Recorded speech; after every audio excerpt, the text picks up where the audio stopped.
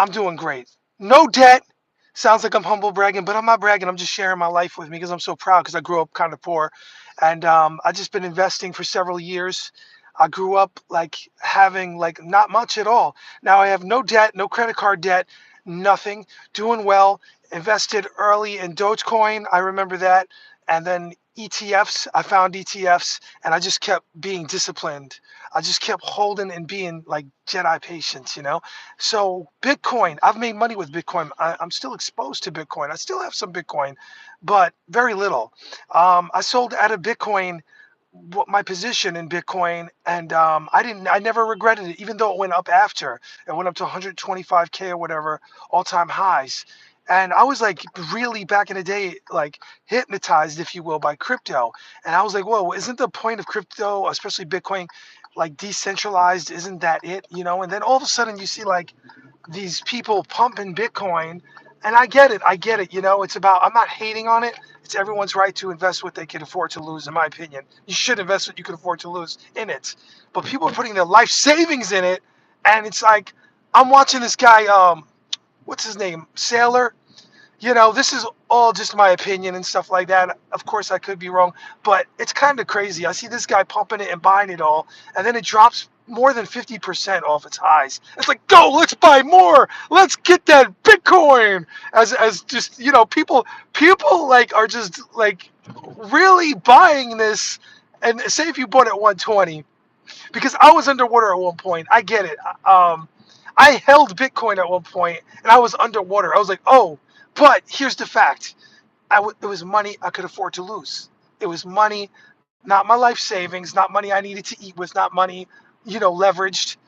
I didn't borrow money to buy crypto, and it's just a lot of like weird stuff is popping up. So I'm listening to this guy talk, and other so-called experts, financial wizards talk, billionaires, and it's like when they talk about Bitcoin in a positive way, a lot of them like it's gonna go to 10 million, it's gonna go infinite, it's gonna rise, it's new digital gold, it's gonna go. And I used to like, I was like cool when it was decentralized, but isn't the whole point of that being like away from banks? And now banks have it. There's ETFs, and they're controlling it, they're owning it. It just gets kind of weird to me. I'm like, yo, this is like kind of. I never regretted selling it. Incidentally, when I sold, I rolled it over into ETFs.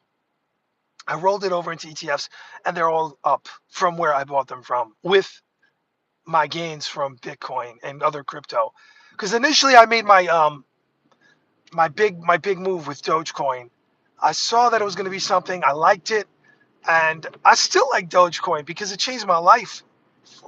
Well, in a way, it's like, did it really change my life? You start to look at the money on the screen and you start to invest it. It's just numbers on a screen, especially when you have like an identity crisis. What do I mean by identity crisis? Like, I don't go out flexing and buying things like that. So I still feel like that growing up with not much money and then going. I remember like the last time I literally had no money. It was back in my early 30s, like worrying about the gas in a tank, going on a date. This is before I was married, like a date with my now wife, and I'm like, oh my God, I only got $10 left on my credit card. I couldn't even imagine living like that anymore. So my life started changing, working harder, becoming more successful at what I do, and then investing the money. I had like an awakening at one point, and I just started. They don't teach you this in school, and I just started investing, saving, and investing, and started compounding, and just living way below my means. And I met a partner who's my wife that has the same like belief system, like saving and investing and living below our means, no flexing. One time we were gonna buy a Jaguar or a Jag because she liked it, but then we're like, why are we gonna buy a Jaguar? It's gonna be sitting and it's gonna be just. It's like, wouldn't we rather have that in savings and investing? So yeah, it's just so weird to me. Like this whole Bitcoin thing, it's just like, where is it going to end up? It's like when you got these billionaires controlling it. Honestly, I feel like they're controlling it. I feel like these guys are controlling the Bitcoin. And before it was like when we had like, oh wow, this is ours. Crypto is ours. Crypto is something like it's decentralized. It's like, it wasn't like the normies. They say the normies. What does that mean? But regular people didn't believe in it, and they didn't even. It wasn't even on their radar yet. and then you had it, and it was like people would look at you like, crypto, what? And now it's like, wow, like you got banks, BlackRock pumping it, and I read something where CitiBank is making predictions on it. Um, I don't know. I'm just looking at it like, who's controlling this now? I just feel like a lot of people have to sell right now. They have no choice because they have borrowed money on it, and they see collapsing like this. Regular people that are invested, they're getting wiped out. I mean, if you have borrowed money in it, and then if you have money that you can't afford to lose, and you bought at the top, or you bought even at 100 grand, 80, 90 grand, you're freaking out. There's a lot of people like that, and they're selling it. Um, Will it go back up? Yeah, it will definitely go back up. Will it go back down? Yes, it will go back down. Does anyone know? You hear all this talk and these reading these charts, staring at the charts like this pattern and this. That doesn't mean shit. I looked over the years. It doesn't mean jack shit. It goes up and it goes down, and you have all these bullshitters telling you what it's gonna do next. Um, yeah, what I would say is, because I am benefiting. I beat the markets already. I beat the crypto market. I beat the stock market. I follow Warren Buffett. I got really into Warren Buffett in 2022 more than ever. And I started like really following what Warren Buffett was saying. Of course, Warren Buffett, if you know, doesn't believe in crypto. His partner Charlie Munger, RIP now, they rat poisoned, right? But I benefited. I have to be transparent. Well, because for me, because this I talk what I know. I benefited off of crypto greatly, but I knew when to sell my take my gains and put it into ETFs. Right now, I look like a champ. My wife started looking at me at one point like, "What? Whoa, whoa, whoa! Look at it going up. You sold it though. You sold the majority of your bit." I still have Doge under a penny in a portfolio and account. It's great. Anyway, she's like, and I'm now it looks like, oh wow, yeah. So I was telling her, I said it probably could go up. I think I made a video on here and up, but I feel I'm comfortable with my sale when I took my profits, and it was nice to see it the other day drop below where I sold. It was like, whoa. I felt really like, wow, you know. All right. Selfishly, I would like Bitcoin to drop, and it does drive altcoins down, the BS coins, if you will. But yeah, so everything follows it. A lot of the cryptos follow it. But I would love to hold on to or get a new position in Bitcoin really low. Selfishly, my friend was asking me yesterday where would that be. I was like, I'll probably buy back in 40s, in the 40s somewhere, preferably 39,000, which is 30s, but 40. I mean, it's just such a volatile, speculative asset. And if you have the money, you can afford to lose, and you want to listen to the people pumping it when it's really down like this. And then it's kind of weird, which is kind of scammy to me, is you have these people making up bullshit about Bitcoin.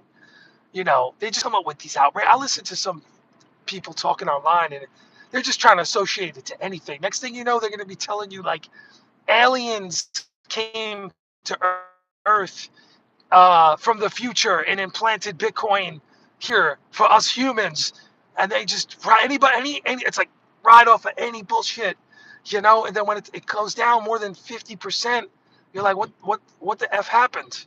What happened? So that's why I say, if it were me, I'm not a financial advisor. I would say invest in it what you can afford to lose it. Right now, when I'm going to go to McDonald's, passing it right now. Although I love Starbucks, I've held the position in Starbucks for many, many years.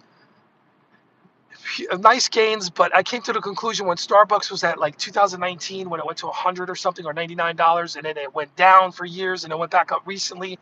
It just really doesn't. The dividends were nice. It really doesn't grow for me as much as I would like it to. So all the Starbucks gains, and they were gains, went into, of course, ETFs. What's an ETF? An exchange traded fund. Okay, I'll make it simple for you. I'm still talking to one of my friends. If you just happen to fall on this video in the future because you want to check me out, it's basically like Voltron. You ever hear that robot back in the day? The old Voltron robot Wu-Tang would use in their rap about Voltron is just a bunch of robots that formed one big giant robot. That's what I like to use as an analogy today. I would like to tell you that basically you got the best like SPY ETF, S&P 500 is like the best stocks in the world all in one working for you. Warren Buffett basically said it's like buying the farm. So you look at that and it compounds. I reinvest the dividends. I got VU, I got QQQ, the best tech ETF ever. And I am not a day trader. I'm not a swing trader, although I did swing trade back in the days a little bit here and there. But that's just, in my opinion, gambling. Day traders, for the majority, they don't make money. They just make money off wins, like going to a casino. You hear about the big wins. So if you hear about a day trader, yeah, I made 25 grand today. And you know, I'm going to talk real quick with a tie on in front of a camera. I made 30 grand. It's bullshit. Yo, these guys, they don't tell you their losses. They don't tell you their losses, most of them, the majority of them. You can look up the statistics. You're in front of Google. Google's a search engine. You can use it and find out what day traders do. It's basically like going to a casino and putting your money on roulette, red or black. It's just betting, bet. Okay. So anyway, yeah, I'm doing pretty damn good. And right now, because I'm so frugal, when I do go out and treat myself to not a Starbucks, to a coffee, usually it's $1. It's 99 cents in the app, on the McDonald's app. You get any coffee, even iced caramel coffee they'll give you with taxes, $1.08. I do it all the time. I get it when I'm out and I'm chilling and I want to treat myself. It's funny that YouTube just stopped promoting these videos. I was getting like 100 views at least on one. Now I'm getting like no views. I don't know why, but YouTube must realize I called them out a few times.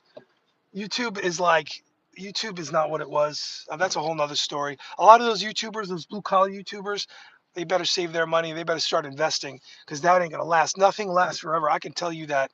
Of course, I'm not talking about the ultra rich YouTubers. I'm talking about the YouTubers that are making maybe 100, if they get lucky, 100 grand a year, 50 grand a year, even 200 grand a year. You better invest that money quick. You better hold on to it. And you better live below your means because you're going to be broke as a joke. That whole flex culture, I don't get it. I don't relate to it. Um, you want to ride around broke? You want to drive around in your nice Mercedes?